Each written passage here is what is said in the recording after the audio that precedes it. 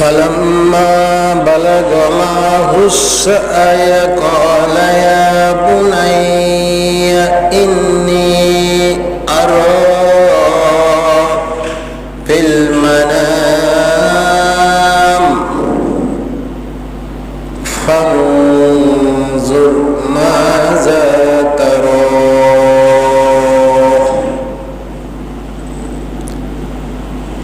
قال يا أبت افعل ما تؤمر ستجدني إن شاء الله من الصابرين.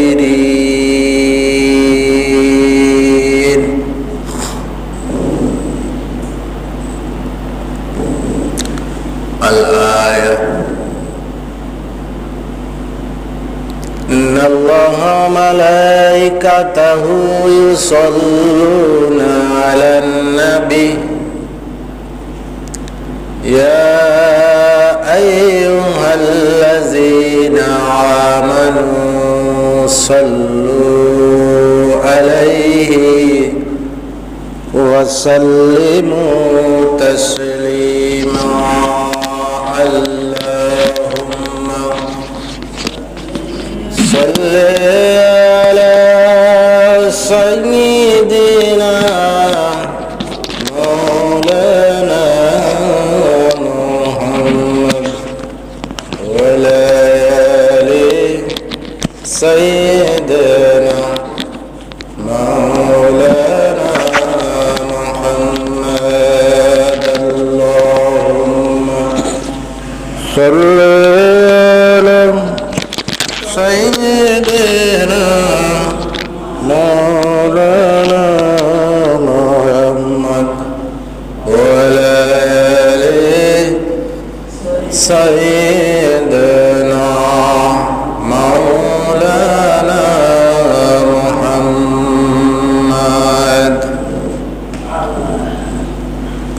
الحمد لله والصلاة والسلام على رسول الله. أما بعد فأعوذ بالله من الشيطان الرجيم. بسم الله الرحمن الرحيم.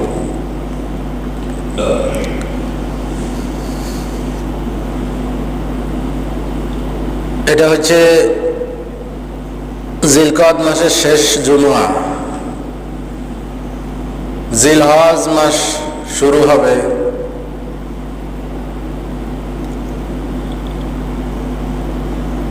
জিলহজ মাস হচ্ছে হজের মাস, কুরবানির মাস।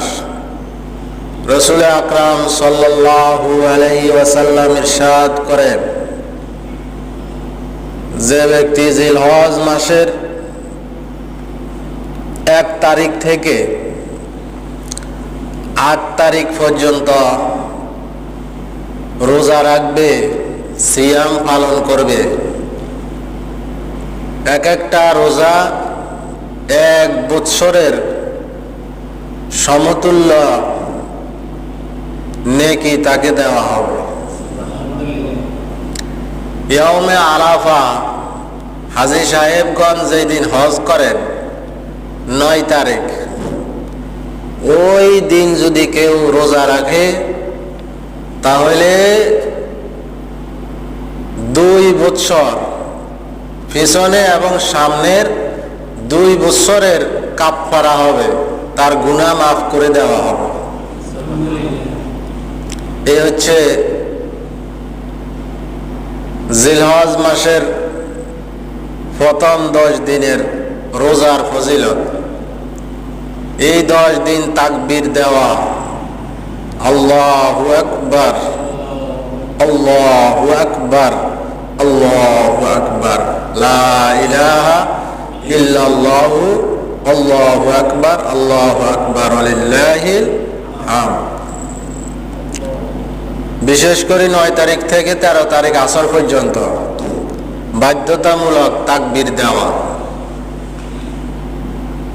প্রত্যেক বালেগ নারী এবং পুরুষ এই তাকবীর দিবে, মসজিদে দিবে, রাস্তায় দিবে, দোকানে দিবে, বাজারে দিবে। ঘরের ভিতরে দিবে সৌন্দর্য বাড়ানোর জন্য, তাকবীরের মাধ্যমে ঈদ পালন করবে নামাজের মাধ্যমে। রাসূল আকরাম সাল্লাল্লাহু আলাইহি ওয়াসাল্লাম বলেছেন,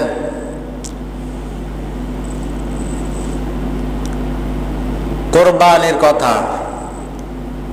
তাকে জিজ্ঞাসা করলেন, ইয়া রাসূলুল্লাহ, কোরবানি কি? বলল, ইব্রাহিম আলাইহিস সালামের সুন্নাহ। কোরবানি দিলে আমাদের কি লাভ? কোরবানি দিলে তোমার এই কোরবানির যদি কবুল হয় তাহলে তোমার সমস্ত গুনাহ মাফ করে দেওয়া হবে। এবং এই কোরবানির পশুর গায়ে যত লোম আছে, পশম আছে, প্রতিটি পশমের বিনিময়ে এক একটা নেকি তোমার আমলনামায় দেওয়া হবে। বললেন, ইয়া রাসূলুল্লাহ, অনেক পশুর গায়ে তো অনেক বেশি পশম থাকে, তাহলে কি হবে? বলল, যত বেশি পশম তত নেকি আল্লাহ তোমাকে দান করবে।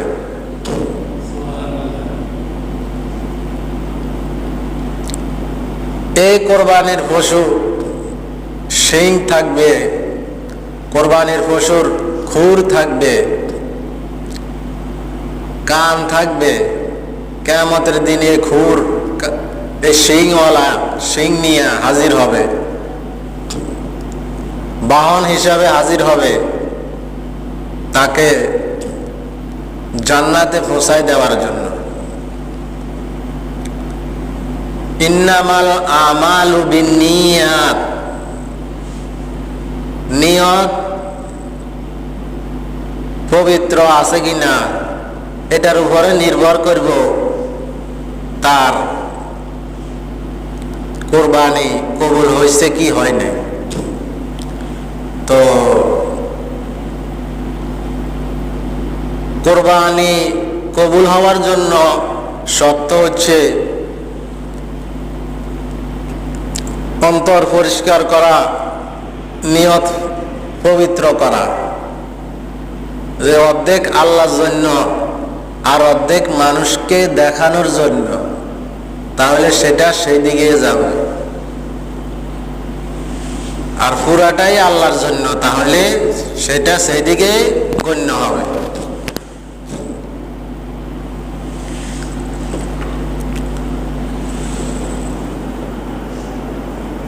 আল্লাহ তাআলা সূরা ফাতিরের 37 নম্বর আয়াতে বলেন, লা ইয়ানালাল্লাহু লুহুমুহা ওয়ালা দিমাউহা। কোরবানির পশুর রক্ত, কোরবানির পশুর গোশত, এটার আল্লাহর কোনো প্রয়োজন নাই। কোরবানির পশুর রক্ত জমিনে পড়ার আগে তার কোরবানির যে নিয়ত, যে তাকওয়া, ওয়ালাকিন ইয়ানালুহুত তাকওয়া মিনকুম, তোমাদের তাকওয়া সেকেন্ডের ভিতরে আসমানে আল্লাহর দরবারে পৌঁছায়া যায়। সেকেন্ডের ভিতরে ওয়ালাকিন ইয়ানালুহুত তাকওয়া মিনকুম, তোমাদের কোরবানির যে তাকওয়া, তোমার যে নিয়ত, উদ্দেশ্য, সেটা জমিনে রক্ত পড়ার আগে আল্লাহর দরবারে পৌঁছে যায়। তাহলে কোরবানির পশুর গলা মাটি থেকে কতটুকু দূরে? 4 ইঞ্চি, শিং থাকলে 5 ইঞ্চি, 6 ইঞ্চি, নাকি 3 ইঞ্চি মাটি থেকে দূরে।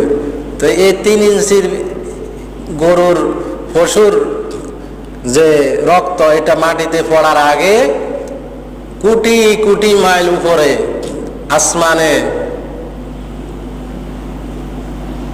চলে যায়, তার কোরবানির কবুল হয়েছে কি হয় নাই। এই আয়াতের মধ্যে এটাই বললেন যে ওয়ালাকিয়ানালু তাকওয়া মিনকুম, তার তাকওয়া সেকেন্ডের ভিতরে কোথায় চলে যায়? আরশে আযমে চলে যায়। কিন্তু রক্ত গোশত এটার আল্লাহর কোনো প্রয়োজন নাই। রক্তগুলো মাটিতে পড়ে যাবে, আর মাটিতে পড়ার সঙ্গে সঙ্গে যে কোরবানি দিয়েছে তার সমস্ত গুনাহ মাফ হয়ে যাবে। সুবহানাল্লাহ।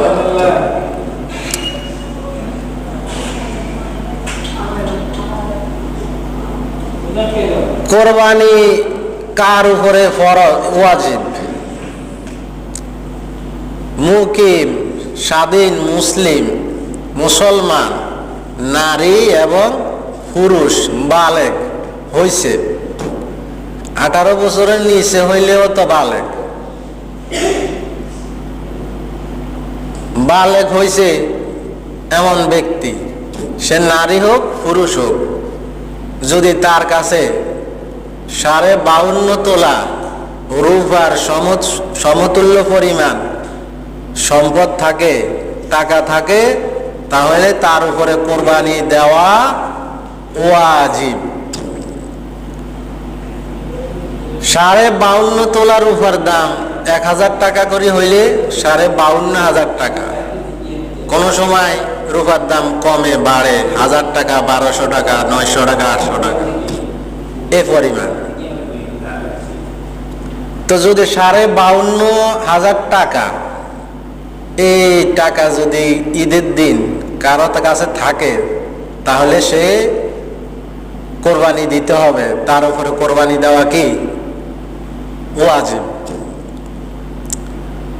রাসূল আকরাম সাল্লাল্লাহু আলাইহি সাল্লাম ইরশাদ করেছেন যে কোরবানি দেওয়ার সামর্থ্য রাখলো কোরবানি দিল না, সে যেন আমাদের ঈদগাহে না আসে। দমক দিলেন যে তোমার ঈদগাহে আসার কোনো প্রয়োজন নাই, তুমি তো কোরবানি দেওয়া নাই। কোরবানি গুরুত্বপূর্ণ ইবাদত। ঈদের দিন কোরবানির চাইতে গুরুত্বপূর্ণ আর ইবাদত আসেনি।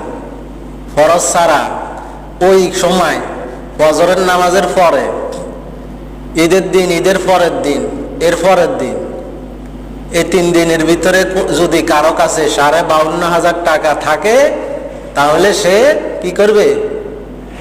বকরি কিনবে, অথবা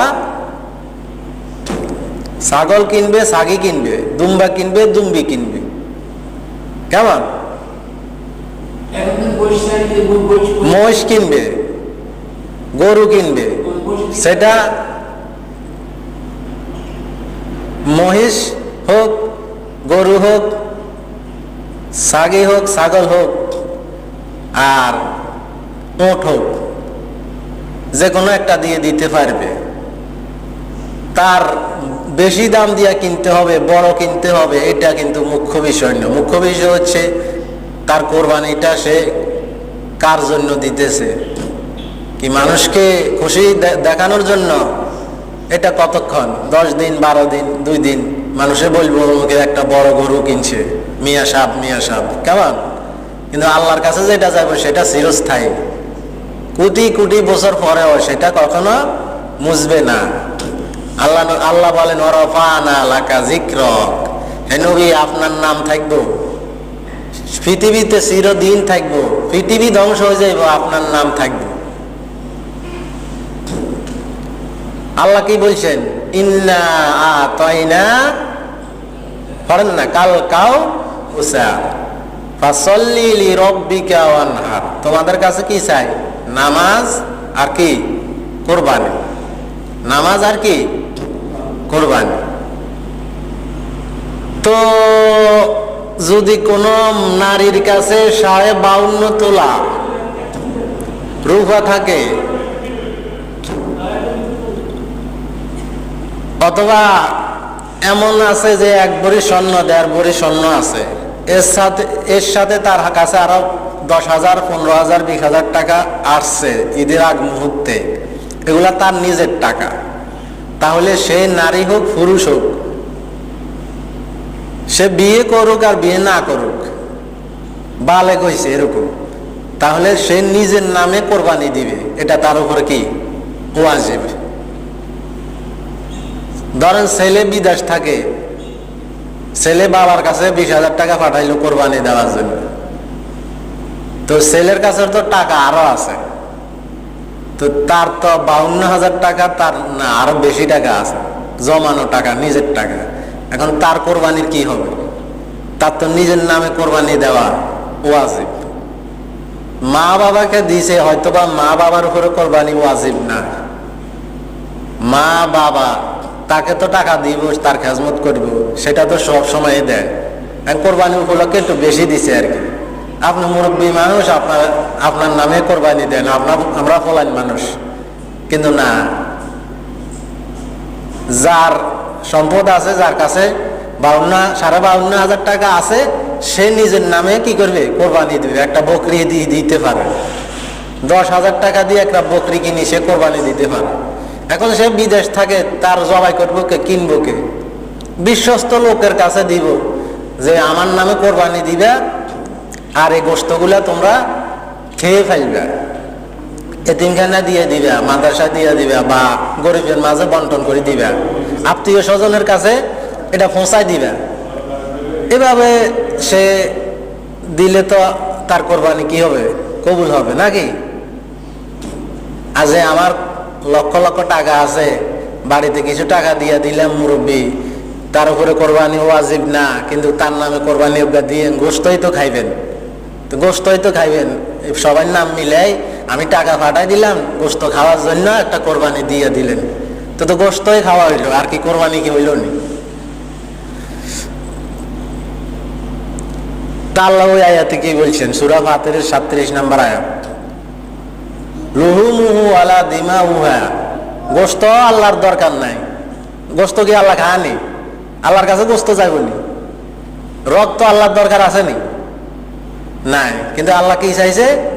তোমার মনের অবস্থা কি, তোমার নিয়তে কি, তুমি কি জন্য কোরবানি দিছো, আমি সেটা আমার কাছে পৌঁছে যাইব। তোমার কোরবানির গোশত রক্ত মাটিতে পড়ার আগে তোমার ইয়ানালুহু তাকওয়া মিনকুম, তোমার তাকওয়া আমার কাছে পৌঁছে যাইব সেকেন্ডের ভিতরে। সুবহানাল্লাহ। তারপরে ফাসাল্লি লিরাব্বিকা ওয়ানহার, ফাসাল্লি অর্থ কি? নামাজ, লিরাব্বিকা অর্থ কি? রব, আল্লাহ। অনহার মানে কি? নহর, কোরবানি। তো কোরবানি দিব কার জন্য? আল্লাহর জন্য। আর নামাজ পড়ি কার জন্য? নাকি মানুষে আমারে কইব আই নামাজি, আমি খুব ভালো মানুষ, হ্যাঁ? কেন নামাজ কি শুধু ইমাম সাহেবে পড়বো কেন? তো সবাই কবে ইমাম সাহেব খুব নামাজি লোক, ভালো মানুষ, তো এটা কইলে কি লাভ হইব আমার? হ্যাঁ, এটা করান আল্লাহ, কিন্তু নামাজ পড়া যাইতো না। নামাজ পড়তে হোক আল্লাহ, আল্লাহ। কোরবানিও কার জন্য? তাহলে পড়েন ফাসাল্লি লিরাব্বিকা ওয়ানহার, সূরা যা পড়েননি, ইন্না শানিয়াকা হুয়াল আবতার। নিয়াশা মানে নিঃশেষ হয়ে গেছে, আবতার মানে লেজ কাটা হয়ে গেছে, একেবারে তার নাই কিছু, তার বংশের কোনো অস্তিত্ব থাকতো না, তার নামও থাকতো না। কে কর? কাফেরা কর। মোহাম্মদের তো ছেলে নাই, তো এ তো নাম বন্ধ আর থাকতো না। আল্লাহ রফানা লাকা যিকরক, তার নাম পৃথিবীতে কিয়ামত পর্যন্ত আকাশের মধ্যে কিরব, ভাসতে থাকবে। আযান দিলে ভাষা নেই, হ্যাঁ? আশহাদু আন্না মুহাম্মাদার রাসূলুল্লাহ, ভাষা নেই। তারপরে মানুষে তার দুরূদ পড়েনি, সালাম দেয়নি। এভাবে সব জায়গায় নবীজির চিনে কিনা, মুহাম্মদ সাল্লাল্লাহু আলাইহি সাল্লামের বিধর্মীরাও চিনেনি। তার শান, তার মুজিজা সব কিছু থাকি যাইব। হ্যাঁ, বুঝছেন নি? তো আল্লাহ তাআলা মানুষকে সৃষ্টি করছেন, মানুষের অধীন করে দিয়েছেন এই বন্য প্রাণীগুলা, যেমন পশুগুলা, আমরা যেগুলার জবাই করি গোশত খাই, এগুলা আমাদের অধীন করে দিয়েছেন আল্লাহ। লাআল্লাকুম তাশকুরুন, যাতে করে আমরা শুকর আদায় করি, আল্লাহর কৃতজ্ঞতা আদায় করি যে আল্লাহ আমার কত নেয়ামত দিছো। এই যে গরুরে জবাই করলাম, গোশত খাইতেছি, বকরি জবাই করে খাইতেছি, হ্যাঁ, দুধ খাইতেছি, এগুলা দিয়ে আবার আমরা নানান উপকারে আসে, চামড়া, তারপরে নানান ধরনের আমাদের নিজেদের উপকারে লাগায়, বাহন হিসাবে ব্যবহার করা, হাল চাষ করা, হ্যাঁ, এগুলা সব আল্লাহ তাআলা মানুষের অধীন করে দিয়েছেন। পান এগুলা মানুষ এগুলা থেকে কি করে? উপকারিতা নেয়। এগুলো আল্লাহর নেয়ামত, আল্লাহর কি নেয়ামত। وقال إني ذاهب إلى ربي سيهدين। ইব্রাহিম আলাইহিস সালামের আগুনে ফেলাইছে, 40 দিন আগুনের ভিতরে ছিল, আগুন ফুল বাগিচা হয়ে গেছে। ইব্রাহিম আলাইহিস সালাম আগুনের ভিতরে যতদিন ছিলেন ততদিন সবচেয়ে বেশি শান্তিতে ছিলেন। নমরুদে আগুন জ্বালাইছে, যে আগুনের তেজে 40 গজের ভিতরে কেউ কাছে আসতে পারে না, ওই আগুনের ভিতরে ফালাইছে। সে একটা বড় সিঁড়ি দিয়ে উঁচা জায়গা বানাইছে, সেখানে উঠে সে দেখবো কিভাবে ইব্রাহিম আগুনে পুড়ি ঝাই ঝাই যাইতেছে। কিন্তু দেখতেছে হাই হাই, ইব্রাহিম তো পোড়ায় না, কিন্তু আগুন তো জ্বলতেই আছে। আগুন জ্বলে কিন্তু ইব্রাহিম পোড়া যায় না। 40 দিন পরে সেখান থেকে বাইর হয়েছে। আল্লাহ ইব্রাহিম আলাইহিস সালাম আল্লাহ আপনি আমার যেদিকে কইবেন আমি সেই দিকে যাবো, বাড়ির দিকে আর যাইতাম না, বাড়ির দিকে আর ইরাকের মধ্যে আর কি। তো আমি আর বাড়ির দিকে যাইতাম না, আপনি আমার যেদিকে কইবেন আমি কি করুন সেই দিকে যাবো। ওয়াকালা ইন্নী যাহিবুন ইলা রব্বি সায়াহদিন, রব আমার পথ দেখান, আপনি যেদিকে যাইতেন কইবেন আমি সেদিকে যাবো। তো তুমি শাম দেশের সেদিকে যাও। যাইতে যাইতে যাইতে যাইতে তার স্ত্রী সারারে লই গেছে, মাত্র স্ত্রী মুসলমান হয়েছে।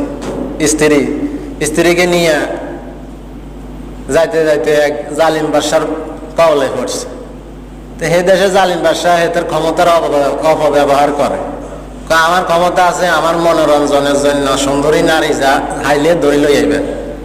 সারা তো হইল বিশ্ব সুন্দরী, পুরো দেশের সব নারীদের সৌন্দর্য এক গ্লাসে লইলে আর সারার সৌন্দর্য এক গ্লাসে লইলে তো সারার সৌন্দর্য হইব কি বেশি।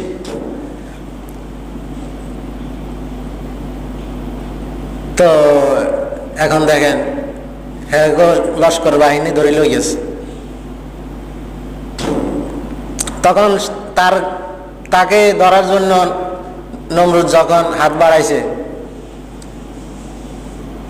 তখন সে বলল যে থামুন, সালাত হবে। 2 রাকাত সালাত পড়ে নিলেন। এখন আল্লাহর কাছে বললেন যে আল্লাহ আমি তো ইব্রাহিমের উপরে ঈমান আনছি, আপনার নবী এই জন্য, আর আপনাকে বিশ্বাস করি আপনি আল্লাহ, সত্যি আল্লাহ আছে। যদি এটা সত্য হয় আমার কথা যদি সত্য হয় যে ইব্রাহিমকে আমি নবী হিসাবে মেনে নিছি, ঈমান আনছি, আমার কথা যদি সত্য হয় তাহলে আপনি আমারে পবিত্র রাখেন কেন? তো তার কথাটা সত্য, আল্লাহ তো মনের খবর জানে। তখন আবার হাত বাড়াইছে না, তার হাত অবশ হয়ে গেছে। এভাবে 2 বার হয়েছে। শেষ পর্যন্ত ইব্রাহিমকে যা ডাকলো এবং তাকে তার রাজ্যের বিরাট একটা অংশ তাকে দান করে দিল, যে এটা আপনার পরিচালনা করেন, যে আপনার মতো এরকম সৎ লোক আমি আর কাউকে পাই না, সত্যি আপনি আল্লাহর নবী। বললো যে না, আমার তো ক্ষমতার দরকার নাই, আমি তোমাদেরকে পথ দেখানোর জন্য আসি। তো যাই হোক, সেখান থেকে চলে গেলেন। তো না, এখান দিয়ে তাকে একদম বাদী দেওয়া হয়েছে। ইব্রাহিম আলাইহিস সালামের সারার ঘরে আবার সন্তান নাই, একদম বাদী, তার নাম হচ্ছে মরিয়াম। বললো যে এই মহিলা পবিত্র, যতবার আমি তার দিকে হাত বাড়াইছি আমার হাত অবশ হয়ে গেছে, তোমার জন্য এটা পারফেক্ট, তুমি একজন পবিত্র মানুষ, এই পবিত্র নারী তোমাকে আমি দান করে দিলাম, আমার কাজের লোক। হাজারা মরিয়াম না, হাজারাকে তোমাকে আমি কি করে দিলাম, দান করে দিলাম। তো তাকে নিয়ে গেলেন। এরপরে হাজারা আলাইহিস সালামের ঘরে আল্লাহ তাআলা তাকে একটা সন্তান দান করছেন। তিনি দোয়া করলেন যে আল্লাহ রব্বি হাবলি মিনাস সলিহিন, আমার তো সন্তান নাই, তো আমাকে একটা সন্তান দেন যে সন্তানটা নেককার হবে, সৎ বান্দা হবে, মানে আপনার সন্তুষ্টির বান্দা হবে, সৎ হবে, এরকম একজন ধৈর্যশীল সন্তান দান করেন। হালিম মানে হচ্ছে সহনশীল, সহ্য করতে পারবে, এরকম একজন সন্তান দান করেন। তো আল্লাহ তাকে সুসংবাদ দিলেন যে তোমাকে একজন সন্তান দিলেন, তার নাম কি? ইসমাইল।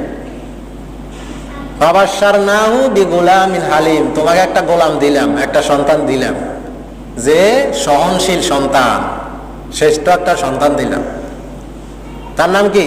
ইসমাইল আলাইহিস সালাম। ইসমাইল আলাইহিস সালাম আর ইব্রাহিম আলাইহিস সালামের অসংখ্য স্মৃতি চিহ্ন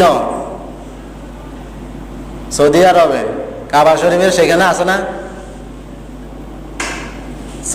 সাফা মারওয়া, তারপরে মাকাম ইব্রাহিম, এভাবে তাদের অনেক চিহ্ন আছে। মাকাম ইব্রাহিম যেটা, ওটাতে একটা পাথর, যেখানে পা রাখছে এটা অটোমেটিক উপর উঠতো, নিচে নামতো। আল্লাহর কাছে বলছে পাথরে যে আল্লাহ আপনার নবীর পা আমার উপরে রাখছে, আমি তো শক্ত, আপনার অনুমতি দেন আমি নরম হয়ে যাই, একটা চিহ্ন রাখি দিই। তা আল্লাহ বলে ঠিক আছে আজকে তুমি নরম হয়ে যাও। তখন পাটা ভিতরে ঢুকে গেছে, ওই চিহ্নটা আল্লাহ তাআলা রাখি দিছে। সেখানে গেলে একটা পাথর আছে, ওটা ঘেরাও করে এখন সংরক্ষণ করে রাখছে, এরকম পায়ের ছাপ এখনো আছে।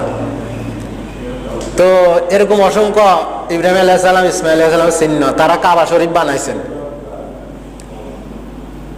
তো দেখেন ইসমাইল আলাইহিস সালামকে আল্লাহ যখন দান করছেন, এখন এটার তো সবচেয়ে বেশি আদর পাওয়া, কারণ বুড়া বয়সে একটা সন্তান পাইছে, জীবনে কোনো সন্তান নাই, এখন বেশি আদর না, আরো সুন্দর।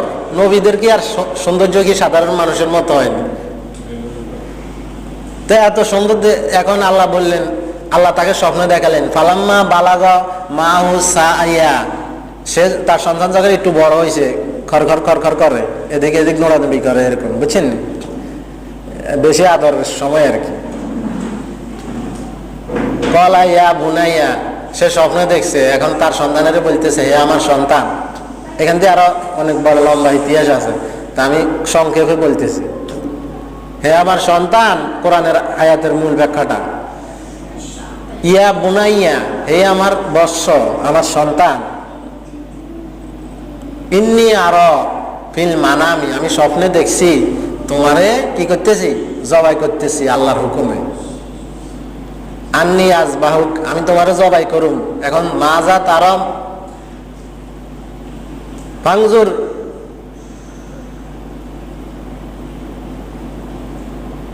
ফাংজুর মাজা তার মা তুফাল, তুমি এখন ভেবে দেখো, চিন্তা করো, তোমার অভিমত কি, তোমার অভিমত কি? তো সে বলতেছে ইয়া আবাতিফাল, হে আমার আব্বাজান। কে বলতেছে? ইসমাইল, তার সন্তান বলতেছে কি, হে আমার আব্বাজান। ইয়া ইয়া হে আমার আবাতিফ আল, হে আমার বাবা, আপনি যেই কাজে আদিষ্ট হয়েছেন, আল্লাহ আপনাকে যেই কাজ করার জন্য বলছেন, এটা তো সাধারণ কোনো কাজ না, এটা তো আল্লাহ মহান সৃষ্টিকর্তাই বলছেন যে আপনারে বানাইছে, আমারে বানাইছে। তো তিনি যদি খুশি হন, আমাকে কোরবানি করলে যদি তিনি খুশি হয়ে যান, তাহলে আপনার দেরি করেন কেন? আপনি দেরি করেন কেন? মা তো মারু, আপনাকে আল্লাহ আদেশ করছে, সাতা জেদুনি, আপনি আমাকে অবনত পাইবেন, আপনি আমাকে এই কাজের জন্য উপযুক্ত পাইবেন। আমি দৌড়াই পালাই যাব না, আমি অসন্তুষ্ট হইব না, আমি নারাজ হইব না, ইনশাআল্লাহ। কে কইতে আছে? ইসমাইল। ইনশাআল্লাহ কোথায় আছে? এটা হচ্ছে সূরা সফফাতের মধ্যে।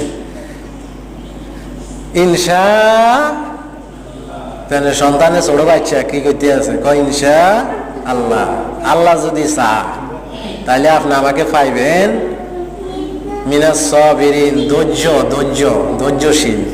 আমার ধৈর্য আমি হারাইতাম না, আপনি আমারও জবাই করে দিবেন, আমি কিন্তু আমার ধৈর্য হারাম না, আমি অটল থাকুন জবাই হওয়ার জন্য আমি অটল। ফালাম্মা আসলামা ওয়াতাল্লাহু লিল জাবিন, ফিতাও জবাই করিব আল্লাহ সন্তুষ্টির জন্য, ছেলেও জবাই হওয়ার জন্য কি তৈরি, খুশি। দুইজনে একমত হইলেন এবং আত্মসমর্পণ করলেন কার কাছে? আল্লাহর দরবারে। দুইজনে কি করছে? সালান্ডার করছে, আত্মসমর্পণ করছে। ছেলে জবাই হওয়ার জন্য রাজি, তৈরি, বাবাও জবাই দেওয়ার জন্য কি। দুজনের মধ্যে ভালোবাসা আছে না নাই? এখন ভালোবাসা সবচেয়ে বেশি কোন দিকে গেছে?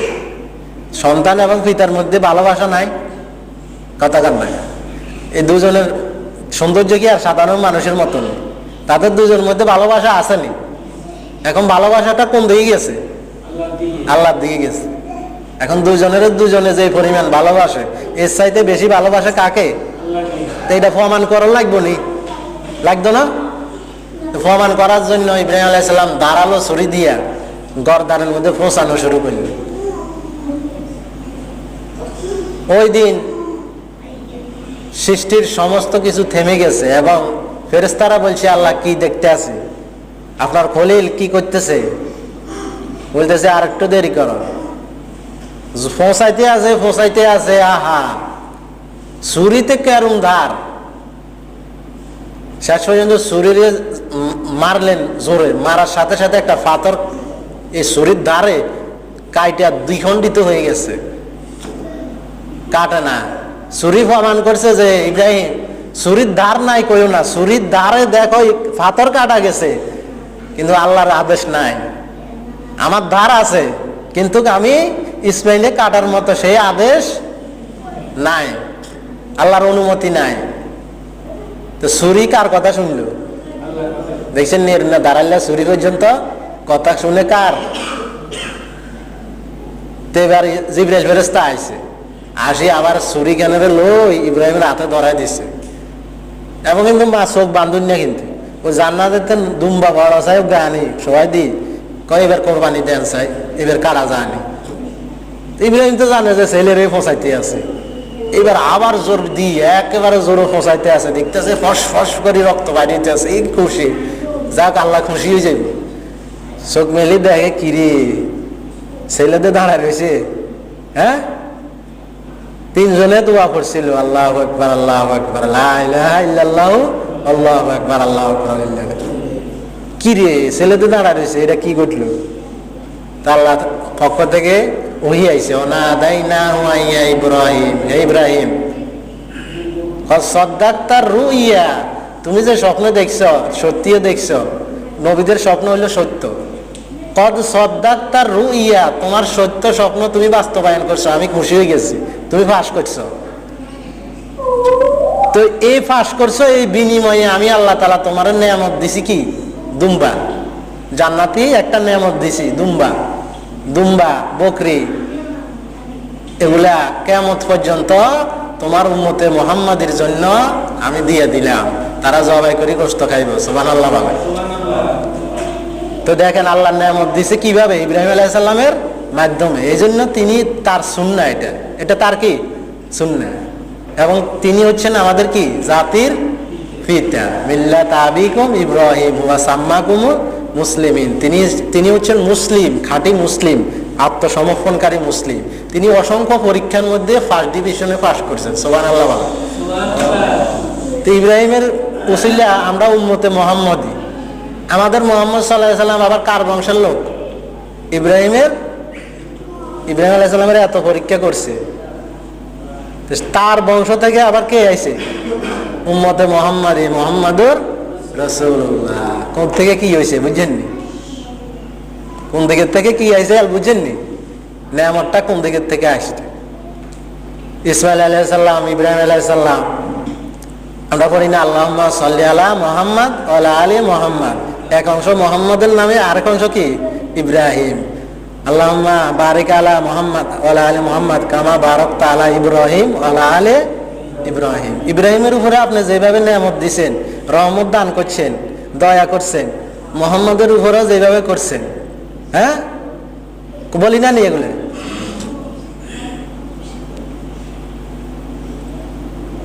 ইসমাইলের সেই ইসমাইলের দ্বারা থেকে আবার আমাদের নবী হযরত মুহাম্মাদুর রাসূলুল্লাহ সাল্লাল্লাহু আলাইহি ওয়াসাল্লাম।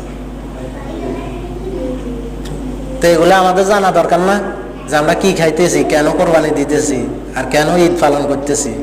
এগুলা করলে আমাদের কি লাভ, আমাদের কি লাভ, এগুলা তো জানা দরকার। তো আজকে সংক্ষেপে আলোচনা করছি। আমাদেরকে আল্লাহ তাআলা আমল করার তৌফিক দান করুন। সুন্নাত পড়েন। আসসালামু আলাইকুম।